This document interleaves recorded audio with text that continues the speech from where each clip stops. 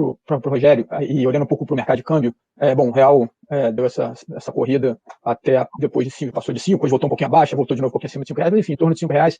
Qual é a sua visão, Rogério, nesse momento para a moeda brasileira? Para onde a gente está indo, para onde a gente deve estar caminhando? Eu acho que, sinceramente, o real, obviamente, não anda sozinho, né? O que tem acontecido com o real, a gente tem visto na maior parte das moedas de mercados emergentes, né? A gente tem visto movimentos semelhantes, por exemplo, no peso mexicano, e quando você olha em geral, as moedas têm sofrido também. Então, você tem essa aversão a risco, né? Que já por natureza já faz com que as pessoas se protejam no dólar, né? Você tem, ou pelo menos estava tendo até recentemente, uma queda importante no preço das commodities, né, que é o que a gente chama nos nossos termos de troca, né, os preços que a gente exporta vis-à-vis os preços que a gente importa, e a gente estava perdendo nessa balança, e o câmbio tinha que fazer o seu ajuste para compensar.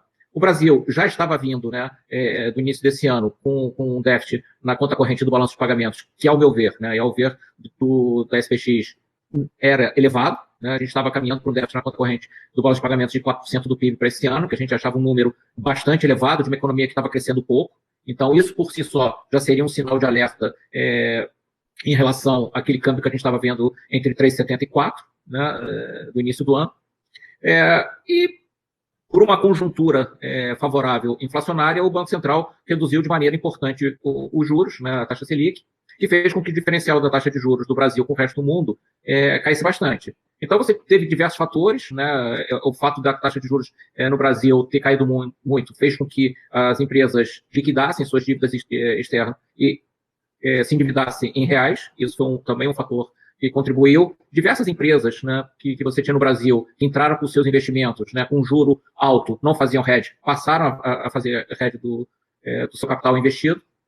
E você tem toda essa mudança de portfólios das pessoas físicas, né, que de uma hora para outra, né, cunharam essa expressão, que ficaram órfãos do CDI, aí não só alocar em bolsa, como em fundos imobiliários, mas também teve uma parte das pessoas que alocou a sua poupança fora do Brasil, né? Então, eu acho que teve uma conjunção e uma combinação de fatores que pressionaram o câmbio. Eu acho que essa combinação continua presente.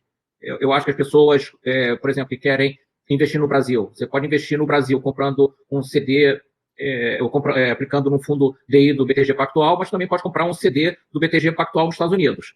Então, no final, as pessoas vão olhar para isso e ver onde elas se sentem mais confortáveis de alocar a sua poupança.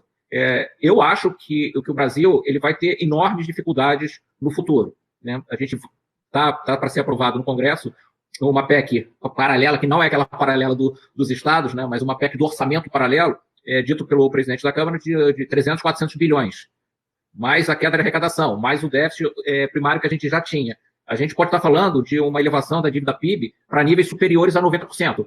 Não entrando na questão humanitária e de resgate do setor privado, que eu acho que tem que ser feito. Mas o fato é que a gente vai se endividar mais, né, agora no presente, e vai ter que ter uma conversa sobre isso no futuro. E não é um futuro longínquo, é um futuro que está logo ali no ano que vem. Então, me preocupa dois eventos, né? Apesar de eu saber que o Rodrigo Maia não é uma unanimidade nesse canal que a gente está conversando, mas ele, para mim, é uma pessoa que consegue ter uma organização do Congresso Nacional, da Câmara dos Deputados. Eu acho que é uma figura importante para o Brasil nesse momento, e a gente não vai contar com ele no ano que vem. Então, a primeira grande interrogação que a gente vai ter é quem vai tocar a Câmara dos Deputados no ano que vem. É uma pessoa mais alinhada com o pensamento liberal do governo ou mais populista, vamos colocar desse jeito. E você tem toda essa confusão, né, política que a gente tem visto recentemente que não ajuda. Qual é a minha preocupação? Que não haja um entendimento, que a sociedade ela não consiga criar um ambiente de conversa para fazer os ajustes que vão ser necessários. A gente vai precisar aumentar a carga tributária, a gente não tem de onde cortar mais o gasto discricionário, vão ser tempos muito difíceis. A gente já está vivendo um tempo hoje muito difícil, a gente nos últimos anos também viveu tempos difíceis, e a gente vai prometer para as pessoas que elas vão viver tempos mais difíceis ainda.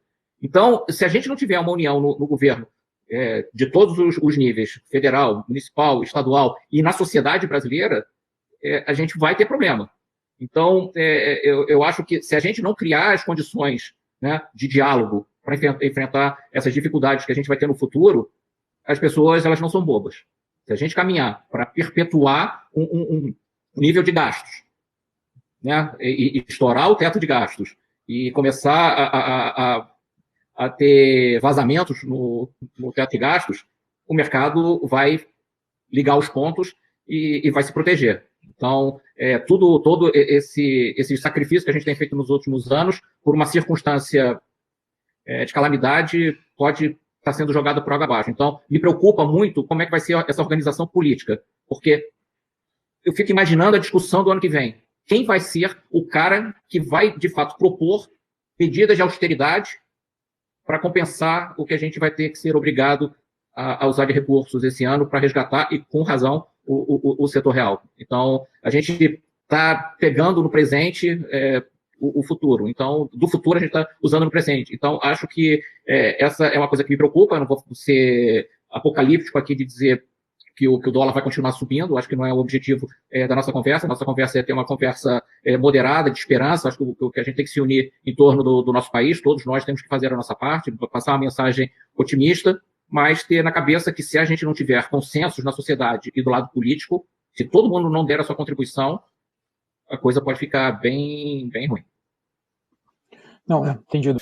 Mas quem quer que esteja sentado na cadeira, junto com, naturalmente, o Poder Executivo, vai ter que ter a maturidade de não vender o futuro demais para o nosso presente. Todos nós sabemos dos desafios presentes. Esse desafio sanitário, vamos chamar assim, ele está sendo feito com relativamente poucos recursos, ele não está ainda comprometendo o orçamento de uma maneira definitiva. O que vai comprometer e que pode comprometer de uma maneira definitiva é como lidar com a paradeira econômica, né? A gente tem uma lição recente, que foi 2008, 2009, onde a gente atuou num primeiro momento, eu acho que de modo anticíclico, de maneira muito pertinente. Agora parece que a gente se esqueceu de que a crise ela terminava, né? Passou o epicentro da crise e não só a gente manteve os estímulos, como a gente extrapolou os estímulos. Deu no que deu na região, na recessão mais profunda que a gente viveu, que foi essa em torno de 2014, 2015, 2016, com consequências políticas gravíssimas, o impeachment da presidente e etc. Então, acho que a gente deve usar o passado como guia para o futuro e eu acho que fazer os ajustes, obviamente, que vão ter que dar um apoio para a economia, e por isso que eu tenho insistido um pouco no papel do Banco Central. O Banco Central ele tem tudo para fazer uma atuação determinante sem custo fiscal. O sistema financeiro não precisa de subsídio nenhum para poder irrigar o setor real. Então, acho que uma boa parte do trabalho ela pode ser feita via Banco Central sem custo fiscal. Então, o Banco Central anunciou na segunda-feira, por exemplo, a intenção de fazer uma medida de comprar letras financeiras garantidas por empréstimos feitos pelos bancos, com uma overcolateralização, que nada mais é do que a cópia de um programa europeu que foi feito com muito sucesso há algum tempo atrás e está sendo repetido por alguns bancos centrais no mundo inteiro. Esse programa tem custo fiscal zero, tem subsídio zero e, ao mesmo tempo, consegue empurrar a liquidez do sistema financeiro para o setor real da economia, fazendo a função primordial do sistema financeiro, que é passar de poupança para crédito, e quando os canais estão um pouco emperrados, o Banco Central pode cumprir esse papel. Você falou sobre venda de reservas. As vendas de reservas elas têm impacto fiscal neutro, pelo contrário, elas reduzem a dívida. E eu acho que tem espaço sim. A gente pagou um custo altíssimo para ter praticamente 20% do produto em reservas cambiais, é um dos mais altos do mundo. E reservas líquidas, né? O Banco Central brasileiro ele tem basicamente US Treasuries. E se você olhar o que aconteceu com os nossos Treasuries dentro da reserva, com essa redução de juros nos Estados Unidos, teve um ganho significativo nas nossas reservas, né? A gente aqui estima no banco, essa conta é imprecisa, porque você não sabe, vai fazer uma conta média com 7 anos de duration das nossas reservas, a gente ganhou algo como 10 a 15 bilhões de dólares de ganho pela redução de taxa de juros nos Estados Unidos. Ora, eu acho que, para começar, tivemos esse benefício, quase como um lucro que o país teve. E tem um segundo lucro, né, que nós estamos, o país ele é net aplicador em dólar, né? A gente tem muito mais reservas do que dívida pública dolarizada. Eu acho que está na hora de você usar esse seguro, infelizmente. Tivemos um incidente, tivemos o sinistro, está na hora de usar o seguro. Então, acho que o Banco Central tem ido ao mercado, mas eu acho que ele poderia ir muito mais. Essa crise, tudo que cientificamente a gente aprende é que é uma crise temporária. Ela vai ter início, meio e fim. Então, acho que a gente está vivendo aqui, como eu disse, estamos no meio, talvez um pouco antes do meio, talvez um pouco depois do meio, do pânico financeiro. E eu não gosto de ver a moeda continuando a desvalorizar desse nível. Um Banco Central com o grau de reservas que a gente tem e estando comprado liquidamente em dólares, eu acho que poderia atuar de maneira mais assertiva. Eu vou voltar a um tópico que foi mencionado aqui, mas muita gente tem clamado mais reduções de taxa de juros. Eu não gosto dessa ideia. Eu acho que até a última rodada de redução de taxa de juros eu já não era muito favorável. Por quê? Obviamente você reduz a taxa de juros para ter um movimento expansionista na economia. Se a gente reduzir mais a taxa de juros, o movimento vai ser contracionista na economia. Por quê? Porque a curva de juros vai empinar, o crédito vai ficar mais caro, o dólar vai se valorizar mais, o real vai se desvalorizar, os agentes vão ficar mais inseguros, o risco vai subir e, portanto, o crédito vai contrair. Então, se você reduzir mais os juros, ele vai ser contracionista. Então, o Brasil não é os Estados Unidos ou a Europa, a gente ainda não tem essa liberdade. A gente está vivendo a primeira vez uma grande crise global que a gente não precisa subir os juros. Já é uma enorme notícia, mas não ganhamos o direito de levar os juros a zero. Se a gente levar os juros a zero, aqui vai ter uma explosão financeira que vai ser muito pior do que se você subisse o juro para 4,5%, por exemplo, onde ele estava alguns meses atrás. Então, para isso aqui está muito claro.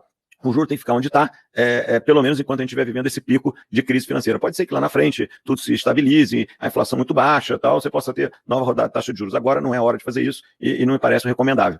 Dito isso, eu acho que a gente tem que usar o máximo dos nossos instrumentos sem impacto fiscal. E eu acho que as lideranças políticas elas não podem cometer o erro, que é muito recente, todos que estão hoje em posições de destaque, seja no executivo, no legislativo ou no judiciário, ou mesmo formadores de opinião, lembram do que se passou aqui no final há 10 anos atrás, quando a gente fez um pacote de estímulo que foi correto e foi efetivo naquele momento, né, de pico de crise americano no G7, mas que depois nós abandonamos o caráter anticíclico e ele passou a ser quase que procíclico, né, e nos viciamos em estímulos excessivos, quase que como tivéssemos perdido a calculadora. E, de novo, não foi bom. Eu acho que agora a gente pode, talvez, ou quase que obrigatório que a gente vai fazer alguma coisa estimulativa, acho que devemos fazer. Agora, temos que usar o máximo de disciplina, né? Tudo que eu não gostaria de ver por exemplo, você dar um relief para estados e municípios e isso aí virar aumento das folhas de pagamento, né? Não tem o menor sentido isso.